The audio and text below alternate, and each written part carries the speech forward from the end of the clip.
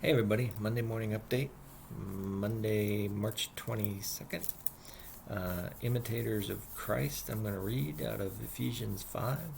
Therefore, be imitators of God as beloved children, and live in love as Christ loved us and gave himself up for us, a fragrant offering and sacrifice to God. That's Ephesians 5. And I thought that would be a good verse to read as we're heading into, we're not quite there yet, but as we're heading into Passion Week, where we see the sacrifice of Christ, and we see a lot of, well, frankly, bad things happen in the Passion Week, and yet here's Paul looking at it from, granted, a few years have passed, but looking at it from a historical perspective and saying what a fragrant offering that was to God.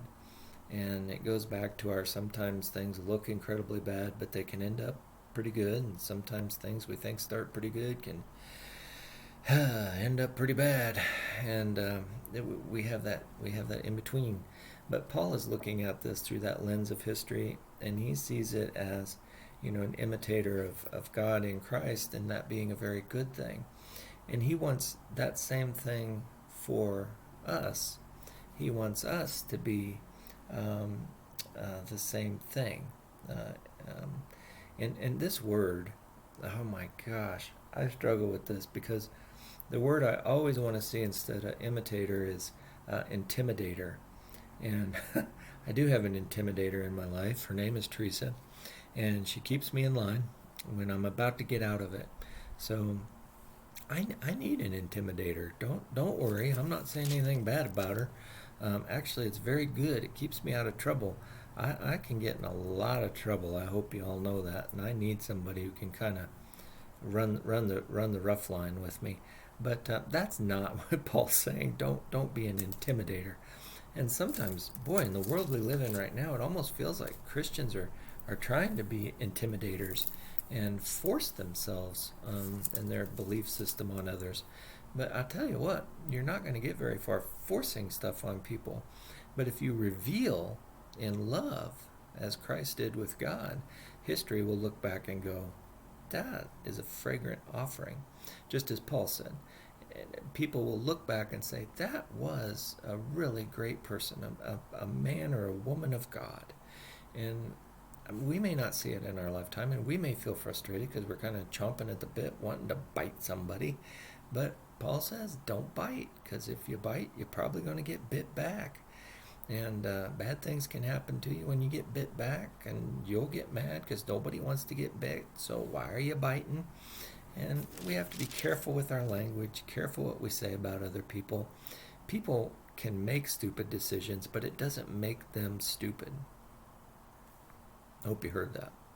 People can make dumb decisions, it doesn't make them dumb. We need to quit arguing toward a person, and when they do something silly or dumb or stupid, identify the action and not say, oh, that person is an idiot, or that person is stupid, or that person is, because that decidedly is not true. I would, for the most part, if you want to call me dumb or an idiot, that's fine. You can call me that. I give you permission. I don't think I am, and so whatever you say is fine. But an imitator of God, I don't think would use the language like that. Christ often called people on their actions. He rarely attacked the person personally. I say rarely because I'm kind of ad-libbing this, and I want to give myself some wiggle room in case there's a place in there where he says, you bunch of, you know, y'all idiots. I don't think there is. He comes awfully close, but I'm going to say no. I'm going to say he always argues it's the action that they're doing that is wrong, not the person themselves being. I don't know. Anyway, you look it up and tell me I'm wrong. It's fine. I already claimed I'm an idiot, so you can prove me wrong. All right, that's enough of that. But I do hope that we become followers, leading by example of what Christ did, for us to follow that example. and not try to intimidate other people into following God, but to show them by what we are showing, draw them into following God. That's my hope. Sorry, that's my really bad part of my Bible here, so I have to be really careful how I put this baby back together, or my poor Bible may never come back together. I know, I need a new Bible. Teresa tells me. Teresa's intimidating me every day about getting a new Bible, but I just can't do it. I have to imitate Christ, and I follow my beat-up Bible because I have all the lines marked and I know what I'm doing. All right, some announcements. Barb wanted me to let you all know that she will have a printed copy of the annual report.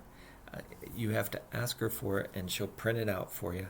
We don't want to waste a lot of paper by printing out a whole bunch of these, and then only 3 or 4 of you want the printed copy. So if you want the printed copy, let Barb know.